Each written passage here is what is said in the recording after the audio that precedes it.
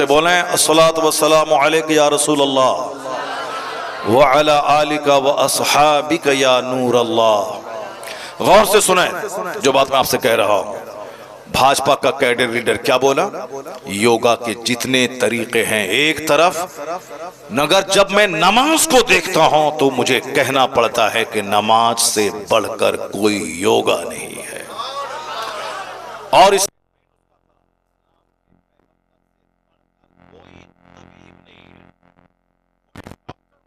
सबसे महान डॉक्टर पैगंबर आज़म कहते हैं नमाज बंदा खड़ा रहता है, फिर झुकता है, फिर खड़ा होता है, फिर सजदे के लिए जाता है, बैठ जाता है, फिर जाता है, फिर बंदा खड़ा होता है। खड़ा जब होता है तो ध्यान सजदे की जगह पे केंद्रित करता है। जब झुकता है रुकू में तो ध्यान आंखें पांव पर केंद्रित रहती है। जब बैठता है तो गोद में ध्यान केंद्रित रहता है। कहते हैं सजदे में आंख नाक पर ध्यान केंद्रित लोग करते हैं। वो कहते हैं सलाम के टाइम में कांधे पर। ये कंसंट्रेशन, ये ध्यान केंद्रित करना, सारी दुनिया से कट जाना, अपने मालिक की तरफ ध्यान लगाना, वो कहते हैं कि जो नमाज का स्टाइल है, खड़ा होने के बाद सीधे कोई चले जाए सजदे में तो कोई फिजिकल डिस्टरबेंस हो सकता है, जिस्मानी खराबी कोई हो सकती है, लेकिन सीधे खड़े होने के बाद सजदे में नहीं जाना है। स्टैंडिंग के बाद आधा सजदा रुकू में जाना है, फिर खड़ा होना है, तब उसके बाद सजदे में जाना है। वो कहते हैं ये स्टाइल ऑफ प्रेयर, ये नमाज का जो ढंग है इतना साइंटिफिक, इतना लाजवाब है, सेहतमंद रहने के एतबार से। वो कहते हैं न नमाज का जवाब है, न नमाज देने वाले मोहम्मद अरबी का जवाब है। ये छोटा मोटा पढ़ा लिखा बंदर क्या जाने, ये रामगिरी जैसा आदमी जो महाराष्ट्र का जो हमारे पैगंबर के खिलाफ बोला, ये जाहिल क्या जाने। ये जाहिल डॉक्टर मुरली मनोहर जोशी के पांव की धूल के बराबर नहीं है। मगर इन्होंने क्या जबरदस्त इन्होंने स्टेटमेंट दिया है।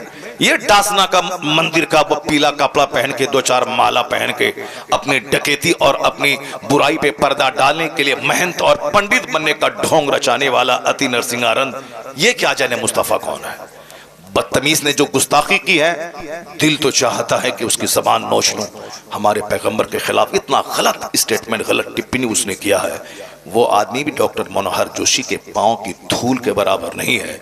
डॉक्टर मनोहर जोशी भले ही उस पार्टी से हम इत्तेफाक नहीं रखते हैं, वो भाजपा का लीडर था, अलग बात है, लेकिन वो इतना पढ़ा लिखा आदमी था। वो doctor, PhD degree holder, Hindustan के एजुकेशन मिनिस्टर साहब, वो इतना बड़ा पढ़ा लिखा आदमी, उसने इसी पीरियड में उन्होंने क्या कहा कि नमाज इतना जबरदस्त योगा है, और जो नमाज दिया है इस्लाम के पैगंबर ने, उससे महान तो कोई हो नहीं सकता है।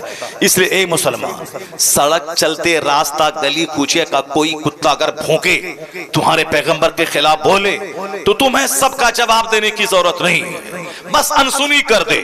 एक पागल था जो बक रहा था, कोई बहुत बड़ा पढ़ा लिखा अदीब, डॉक्टर, साइंटिस्ट, अगर वो खिलाफ बोल रहा है तो हमारा साइंटिस्ट, हमारा अदीब, हमारा राइटर, हमारा मुसन्निफ उसका जवाब देने के लिए काफी है। हर चलते फिरते आदमी का जवाब देने के लिए प्रोटेस्ट करना जरूरी नहीं है। ये तो घंटी बजा के दो चार पैसा कमाने वाला, इसकी कोई औकात नहीं मेरे पैगंबर के खिलाफ बोले। बस समझने को कोई गली कूचे का कोई मजनू है जो इस तरह का बयान दे रहा है। अलबत्ता याद रही बात, हम इसकी बात देखें कि हिंदुस्तान नहीं बल्कि यूरोप के, अमेरिका के पढ़े लिखे लोगों की बात में सुनो। तुमने सुना होगा डॉक्टर माइकल हार्ट, जो अमेरिका का सबसे पढ़ा लिखा आदमी, 1978 की बात है।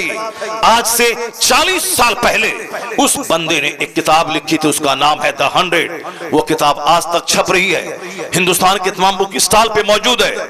उस किताब में उन्होंने ठाना था कि मैं दुनिया की सबसे बड़ी महानतम 100 आदमी, 100 एमिनेंट पर्सनालिटीज पर मैं स्टडी करूंगा उनकी जिंदगी का, फिर उनका मैं सिलेक्शन करूंगा कि जो इस धरती का ये 100 क्रीम लोग जिन्होंने दुनिया दुनिया को अपने से कुछ दिया, समाज में परिवर्तन लाया। दुनिया के बड़े लोगों की सूची में, कामयाब तरीन लोगों की फहरिस्त में उनका नाम है। वह 100 लोग कौन है, मैं उनको छांटूंगा और 100 में रैंकिंग करूंगा कि अव्वल पे कौन, 2 में कौन, 100 में कौन। मैं उसकी क्वालिटी की बुनियाद पर रैंकिंग करूंगा। मोहब्बत का दखल ना होगा, अकीदत का दखल ना होगा, मजहब का दखल ना होगा। वरना डॉक्टर माइकल हार्ट क्रिश्चियन था, कहा मैं किसी भी तरह मजहब को दखल ना होने दूंगा। वो अपने पैगंबर से जैसे क्राइस्ट अपने हिसाब से मोहब्बत करता है, लेकिन वो कहा मोहब्बत एक्सेजरेशन, गुलू, मुबालगा को जगह नहीं दूंगा। फैक्ट, रियलिटी और सच्चाई की बुनियाद पर मैं रैंकिंग करूंगा। उन्होंने जब 100 आदमी का नाम छांटा, दुनिया की इतिहास को आंख की पुतलियों में समेट लिया, संसार की हिस्ट्री को आंख की पुतलियों में समेट लिया। अपने हम तो मालदा की हिस्ट्री नहीं जान सकते, बंगाल की हिस्ट्री तो बहुत दूर की बात, बंगाल की हिस्ट्री नहीं समझ सकते। हिंदुस्तान की इतिहास तो बहुत बड़ी बात, हिंदुस्तान की हिस्ट्री तो बहुत दूर की बात, बहुत बड़ी बात है। वर्ल्ड हिस्ट्री को हम कैसे समझ सके। लेकिन जो किताब का रसिया है, जो मुताले का शौकीन है, जो आदमी किसी काम को ठान लेता है तो वह करता है। डॉक्टर माइकल हार्ट पढ़ा लिखा आदमी, ठान लिया, पूरे वर्ल्ड हिस्ट्री को खंगाल दिया उसने। दुनिया के सबसे बड़े बड़े लोगों की सूची तैयार की, जिस सूची में नाम था गौतम बुद्ध का, महावीर का, गांधी का, चर्चिल का, वो जॉर्ज डॉक्टर वाशिंगटन का, इब्राहिम लिंकन का, माओ सेतुंग का, मसोलिनी का, हिटलर का। वह मुसलमान नहीं था, क्रिश्चियन था। अपने हिसाब से दुनिया के महान लोगों की सूची तैयार की, जिसने सबसे ज्यादा दुनिया पे इन्फ्लुएंस, असर डाला हो, जिसके फॉलोवर की तादाद सबसे ज्यादा हो, जिनके रेगुलेशंस और जिनके मैसेज में इतना दम हो कि सदियां गुजर जाने के बाद भी उनके फॉलोवर की तादाद न घटी हो, जिसने दुनिया का रुख बदल दिया हो, लोगों की सोच बदल दिया हो, सबसे ज्यादा जिसने लोगों के हृदय, लोगों के ब्रेन, लोगों के माइंड, लोगों के हार्ट को प्रभावित किया हो, इतनी वो जबरदस्त पर्सनालिटी कौन है। वह उस काम को ठाना तो करके दिखलाया। 100 आदमी को छांटा, सारे लोग कह रहे थे कि यह तो क्रिश्चियन है, मुमकिन है कि जनाब ईसा का नाम अव्वल नंबर पे देगा। कोई कहता था कि ये साहब न्यूटन है या साइंटिस्ट है, न्यूटन का नाम अव्वल नंबर पे देगा। कोई कहता था ये अमेरिका का रहने वाला है, इब्राहिम लिंकन का नाम पहले नंबर पे देगा। चूंकि डॉक्टर माइकल हार्ट खुद साइंटिस्ट था, खुद बहुत बड़ा एडवोकेट था, बहुत बड़ा पढ़ा लिखा आदमी था, लोग अपने अपने हिसाब से राय का इजहार कर रहे थे कि ऐसा होगा वैसा होगा। लेकिन जब किताब छप के प्रेस से बाहर आई, द 100 नामी किताब, उस किताब का नाम ही है द 100, 100, सब लैंग्वेज, सब इन एवरी लैंग्वेजेस, तमाम जबानों में उसका तर्जमा हो चुका है। आज भी वो किताब बुक स्टॉल पे मिलती है। द 100 नामी किताब जब प्रेस से छप के बाहर आई, दुनिया के सारे लोग दंग रह गए कि कामयाब तरीन लोगों की सूची में पहला नाम न न्यूटन का था, न जीसस क्राइस्ट का था, न इब्राहिम लिंकन का था।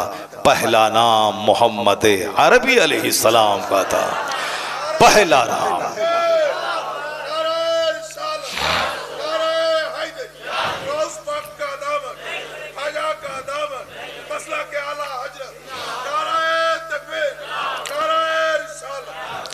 उस किताब को हिंदुस्तान की तमाम बड़े बुक स्टॉल पर किताब मौजूद है।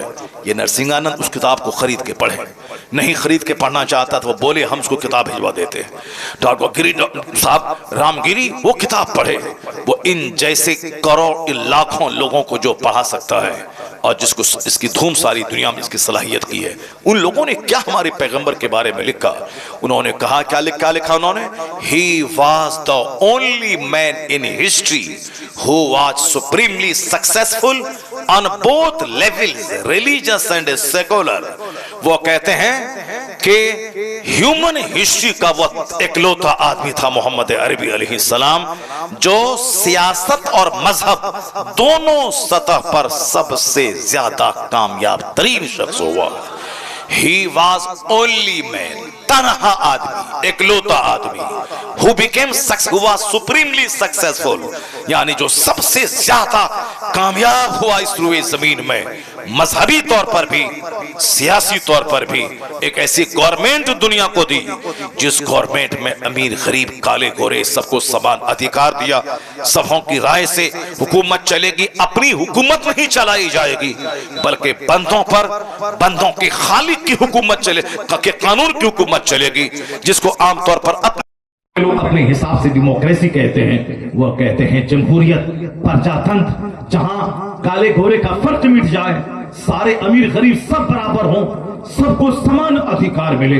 वो कहते हैं ये कानून अगर किसी ने नाफिज किया है दुनिया में तो उसका नाम मोहम्मद अरबी अलैहिस्सलाम है। वह एकलौता आदमी है जो साइंटिफिक, जो साइंस, जो मजहबी तौर पर और सियासी तौर पर कामयाब हुए हैं, ये उसने कहा। और मालूम है हिंदुस्तान के कि हिंदू लीडर डॉक्टर सरोजनी नायडू वो क्या कहती है?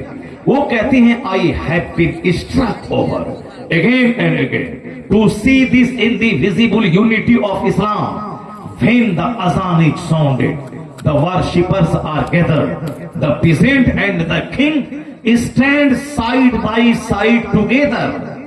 The best embodiment of democracy can be seen 5 times a day in the mosque.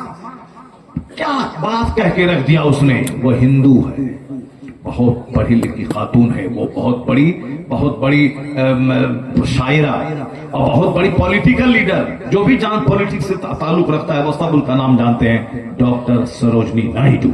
वो लिखती हैं कि मैं जब मुसलमानों की मस्जिदों पे नजर दौड़ाती हूं, मैं